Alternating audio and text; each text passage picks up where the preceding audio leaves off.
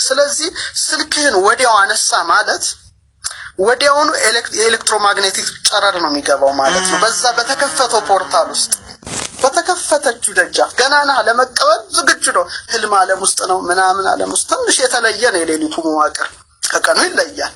ምክንያቱም ህልም ሌላ ነው፣ ራእይ ሌላ ነው። ብዙ ትንሽ ረቀቅ ያሉ የነፍስ ጉዳዮች ናቸው። ስለዚህ ወዲያው ስታነሳ ይሄን ስልክን ኤሌክትሮማግኔቲክ ጨረር ገባ ማለት ነው።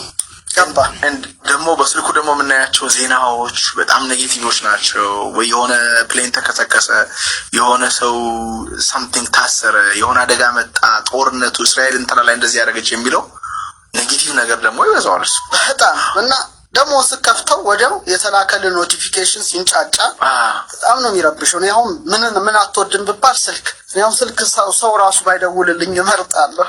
በጣም ነው የምጠላው። ሲደወልም ሳይን እንደው ቢያንስ በሳምንት እንደው 10 ደቂቃ ብጠቀም አልችልም እንጂ እስከመመርጥ ደርሻለሁ። ይረብሻል። ኖቲፊኬሽኑ ሜሴጁ ምናምኑ ሲገባ በቃ የተረባበሸ ሁኔታ ውስጥ ገና ኮኔክት አዲስ ገጽ ነው የተሰጠ ከእግዚአብሔር የተሰጠ አዲስ ገጽ ነው። አሁን ደግሞ ያልከው በማህበራዊ ሚዲያ የሚመጣው ያልተጣራ ዜና በቃ ይረብሻል። ምን አገባህ አንተ በሰው ህይወት የምትኖረው? የራስን ሳትኖር በሰው ህይወት ትጀምራለህ ታሪክ። አርቲስት ገሊት ምን በላሽ በዚህ ዜና አገባ በሰው ህይወት ጀመርክ፣ ህይወትን አከተመ። ያንተ ህይወት አይደለም። ቀኑን ሙሉ ስለዛ ሰው ስታስብ ነው የምትኖረው። የሞትክ ማለት ነው እዛ ላይ በቃ አንተ ቀን አይደለም ያገጽ የሌላ ሰው ገጽ ነው። በአንተ ደብተር ላይ ሌላ ሰው ነው የተጻፈው። እዚህ ይሄ በጣም ወሳኝ ነው። ሁለተኛ ሞባይል የአእምሮ ሂደት ያዛባል። እንዴት መሰለ በመንቃት ውስጥ የቴታና የአልፋ ሞገድ ነው ራእይ ተመስጦ። ምክንያቱም የአልፋ ዌብ የቴታ እንደምናየው ሞር ከራእይ ጋር የተያያዘ ነው። ከምንድነው ከግኝት ጋራ መንፈሳዊ ግንዛቤ የያዘ ነው። ልክ እንቅልፍ ላይ ልክ ደግሞ የስልክ ስክሪን ገና እንዳየኸው የቤታ ሞገድ ነው።